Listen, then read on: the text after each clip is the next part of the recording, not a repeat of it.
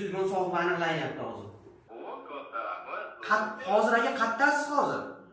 Men hozir uydaman. Yarim soat bo'ldi ziyoratda. Talabga uyga kiradi. Assalomu alaykum.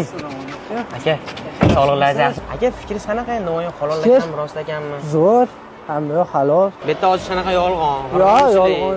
Aka, mana va'da qilganimizdek Redmi Note 14 sizni xudo xolasa sizni sovg'ingiz bo'lyapti aka. Yaxshi kunlaringizni ishlating. Katta rahmat. Sog' bo'ling aka. Sog' bo'linglar. Keyin bir ish qilsak. Qanaqa ish aka?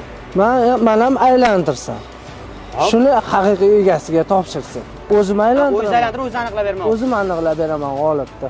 Aka, o'zingiz aylantirish qoidasini, ya'ni o'sha tartibini bilasiz-a? Bemalol aylantirib. Mijozning ismi Muhammad Umar. Alo, assalomu alaykum. Va alaykum assalom.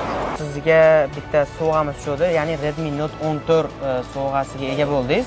Xo'p, Redmi Note 14 telefonini o'z egalariga topshiryapmiz. Hammalaring guvohliklaringda. Aka, Rahmat. tan joningiz sog' bo'lsin. Aka, fikringiz nima ekan? Rost ekanmi?